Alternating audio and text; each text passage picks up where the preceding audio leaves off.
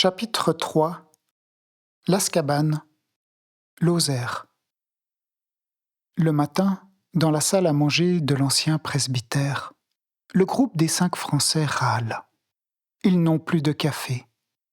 L'hôtelière a fichu le camp, l'ambiance est électrique, et tous les pèlerins s'affairent vite pour repartir. Je remonte dans le dortoir pour terminer mon sac. Je pousse la porte. La fenêtre dans la chambre est toujours ouverte. Ce matin, la légère pluie fine tombe encore sur le jardin. L'atmosphère est humide. Il ne reste que Rosetta, Isabelle et Christina sur le point de décoller. Christina me dit que j'ai ronflé durant toute la nuit. J'ai de la peine à la croire.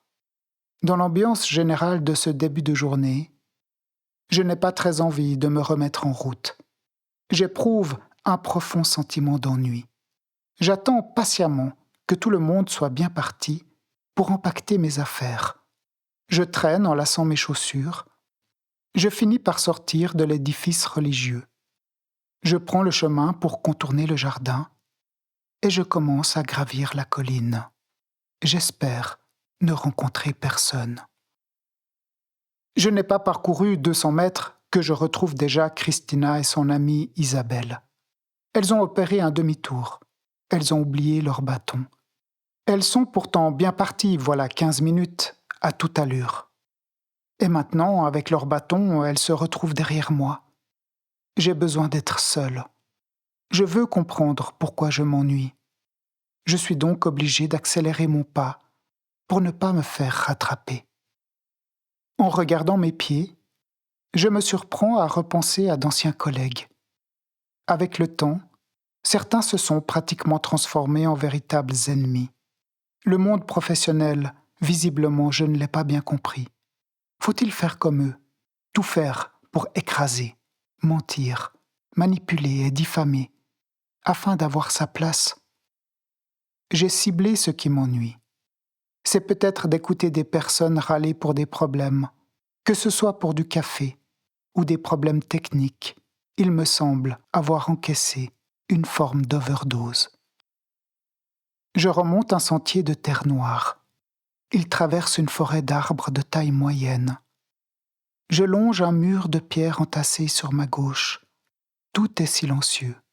Je n'entends qu'un oiseau. Il a l'air sympa. Il ne gueule pas. Il chante. La pluie s'est arrêtée et je marche sous un ciel gris-blanc. Le sentier suit toujours le mur en pierre.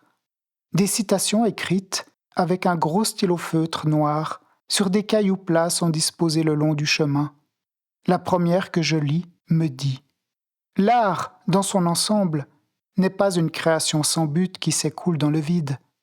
C'est une puissance dont le but doit être de développer et d'améliorer l'âme humaine. » Dans le fond d'une cuvette au milieu de la forêt, je rattrape un étrange pèlerin. Il porte un très gros sac. Il a plusieurs couvertures sur la partie supérieure.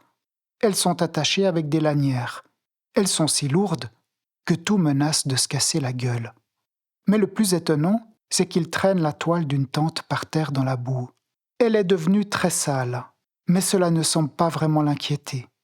C'est moi qui m'inquiète en le dépassant. Il a un regard étrange.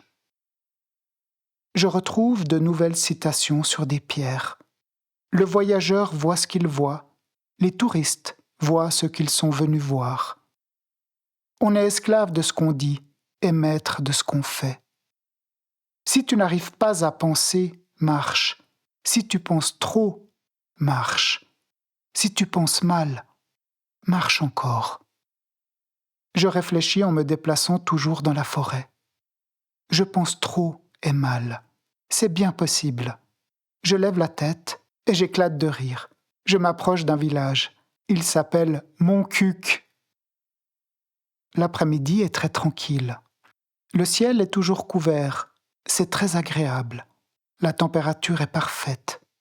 Je traverse de merveilleux champs de lavande. Ils sont bleu-violet, en contraste avec des étendues de blé jaune-bronze. J'arrive près de la ville de Lozère. C'est un village sur le sommet d'une minuscule montagne. Enfin, plutôt une grosse colline. Pour l'atteindre, il faut suivre une forte et courte montée. Le village est magnifique. Tout est très bien entretenu et si bien soigné. On y trouve des boutiques d'art, des restaurants, une accueillante place de village carrée dont une des extrémités est comme relevée. La surface du sol avec les pavés est volontairement transformée pour transmettre une illusion. Elle remonte d'1 mètre de haut. On dirait le coin d'un immense tapis qui aurait fait un pli. Je reste un instant sur le bord de cette place, assis sur un bloc en pierre. Je ne prends rien à boire. Je n'ai pas envie. Ce lieu me rappelle étrangement un village que nous avions visité avec une amie, bien longtemps auparavant. Je me sens un peu mélancolique. La mémoire d'une histoire incompréhensible refait surface.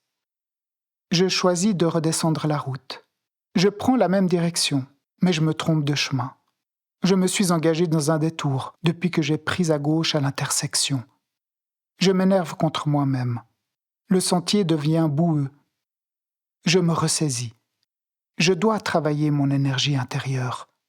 Je ne veux plus retrouver ces climats de colère pour des problèmes qui n'existent pas. Je reviens au gîte fleuri chez Mélissa. Nous passons tous à table dans la salle à manger. Mélissa a pour coutume de donner la parole à chacun des pèlerins afin qu'ils se présentent. Si la personne le désire, elle peut nous partager sa motivation de marcher sur le chemin de Compostelle. C'est Olivia qui commence. Elle fait le chemin car elle a perdu un enfant, un fils. Mais après 2 phrases, elle n'arrive plus à poursuivre.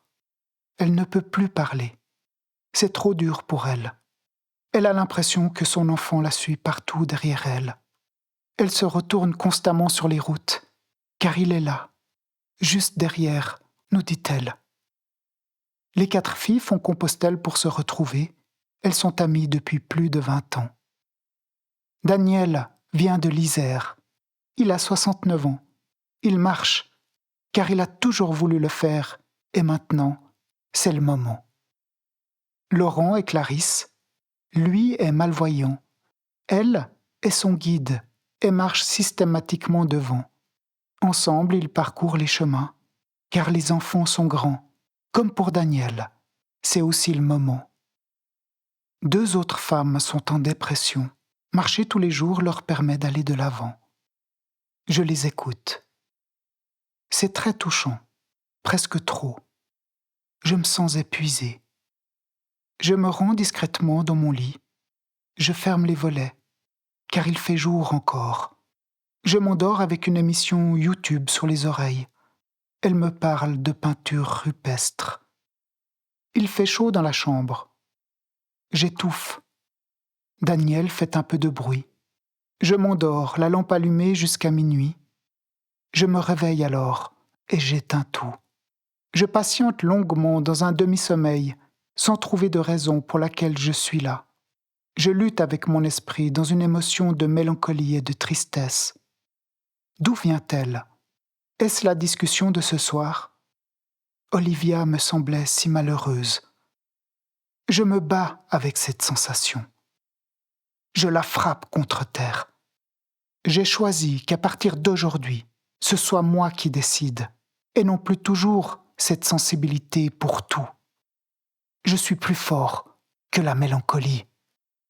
Je m'endors, à terre, dans la poussière.